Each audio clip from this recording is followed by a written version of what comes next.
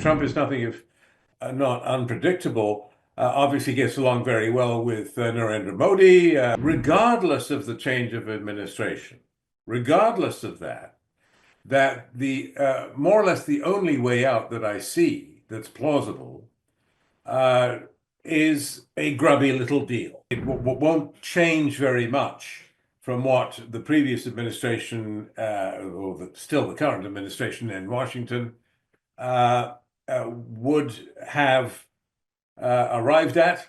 Obviously, it's not. It's up to Trump. But I think the outlines of a deal are pretty clear to me. It's very important that some such outcome does come to pass rather than public trials, grand speeches. Any government that follows Trudeau's government in Canada, any government that follows the Biden administration in the United States will seek such an accommodation with the Modi government in India. Let's talk about, going forward. There is going to be a change in administration. You've heard Donald Trump, and his rhetoric when it comes to this issue.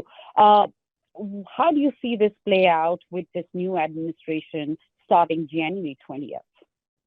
Well, that's an interesting question, isn't it? Because Trump is nothing if not unpredictable. Obviously gets along very well with Narendra Modi, and Modi has been very assiduous in peppering the incoming administration with praise, and looking forward to working with his friend Donald Trump.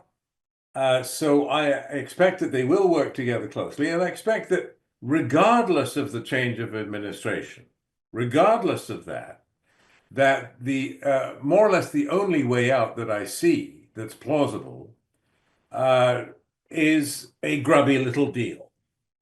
I think it won't change very much from what the previous administration, still the current administration in Washington, would have arrived at if it were to stay in office. Obviously, it's not. It's up to Trump. But I think the outlines of a deal are pretty clear to me. That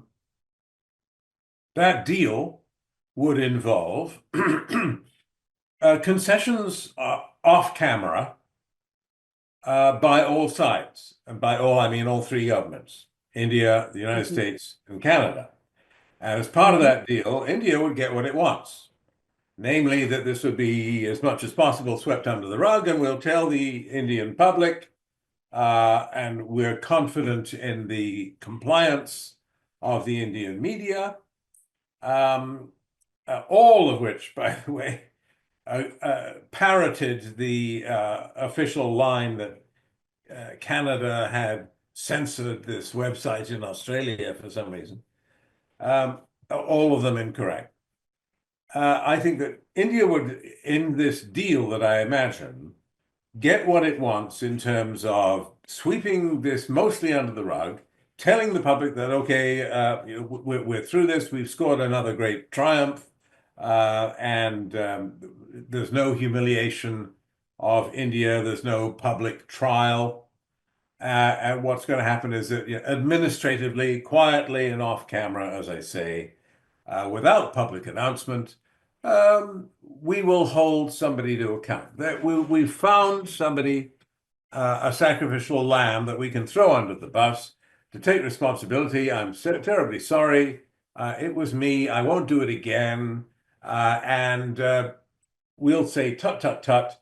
And there will be something that looks like a trial. And then a couple of years down the road, somebody will be quietly released from prison and given a gold watch for his retirement.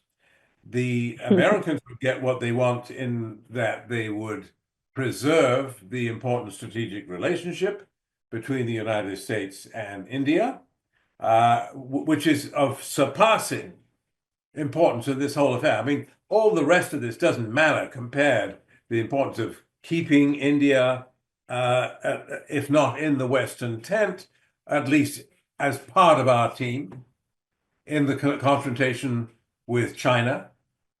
And Canada would get what it wants in in the sense that it will have exposed in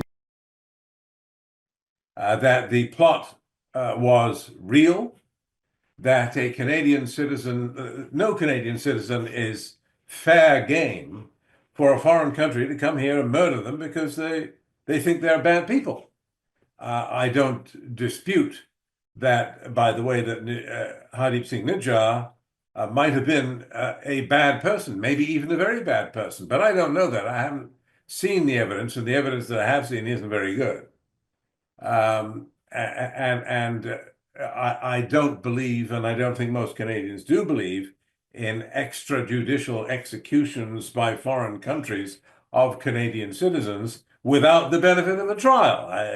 These ideas are just outrageous to Canadians and to Americans too. Anyway, in such a deal, to essentially sweep it under the rug with minimum concessions and minimum public humiliation for all three governments, I think this is the most likely, albeit messy, outcome. But it's very important that some such outcome does come to pass rather than public trials, grand speeches. I think that it's too important to preserve the relationships of long-standing between the three countries.